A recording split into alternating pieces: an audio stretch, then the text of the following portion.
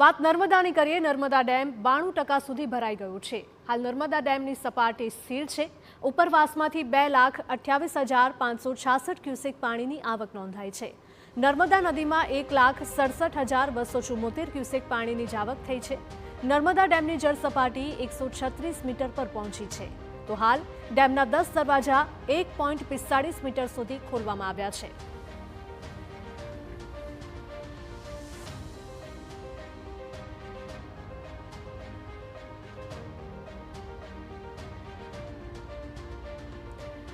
તો કરજણ ડેમની સપાટી 111.13 મીટર પર પહોંચી છે। કરજણ ડેમના 4 દરવાજા 5 દિવસથી ખુલ્લા છે। કરજણ ડેમમાં 42,000 ક્યુસેક પાણીની આવક નોંધાઈ છે। નદીમાં 34,700 ક્યુસેક પાણીની જાવક કરવામાં આવી। પાણી છોડાતા કરજણ નદી બે કાંઠે વહી રહી છે। કરજણ નદી કાંઠાના 7 ગામોને એલર્ટ કરવામાં આવ્યા છે, જેમાં ભજરવાડા, હજરપુરા અને તોરણ આ સહિતના બદામ, ભૂછાડ સહિતના ગામોને પણ એલર્ટ રહેવા માટે સૂચના આપવામાં આવી।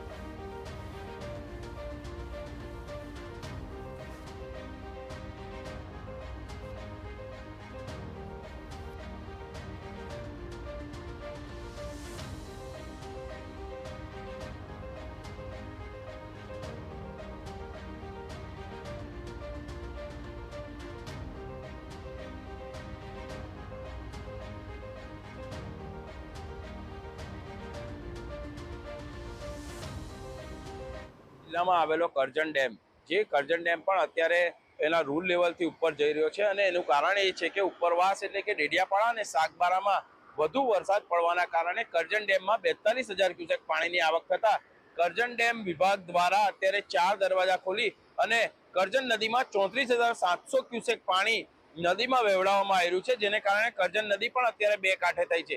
આ જે કરજણ ડેમ છે એ ભરૂચ અને નર્મદા જિલ્લાના ખેડૂતો માટે જીવાદોરી સાબિત થઈ રહ્યો છે, જેનું કારણ છે કે આ જે પાણી છે તે જ્યારે નદીમાં જતું હોય છે અને ત્યારબાદ જ્યારે કરજણ ડેમમાં એ પાણીનું સ્ટોરેજ કરવામાં આવે છે, ત્યારે આ જ પાણી ખેડૂતોને સિંચાઈ માટે ઉનાળાના સમયમાં આપી શકે છે, જેને કારણે કરજણ ડેમ ભરૂચ અને નર્મદા જિલ્લાની જીવાદોરી પણ સાબિત થઈ રહ્યો છે। હાલની જો વાત કરીએ તો હાલ જે 4 દરવાજા ખોલ્યા છે તેને કારણે નદી કાંઠાના જે બદામ, હજરપરા, તોરણા સહિતના જે ગામો છે એ ગામોને પણ અત્યારે એલર્ટ કરવામાં આવ્યા છે અને સૂચના આપી દેવામાં આવી છે કે નદી કાંઠે કોઈએ પણ જવું નહીં અને માછીમારી માટે પણ નદીમાં ઉતરવું નહીં।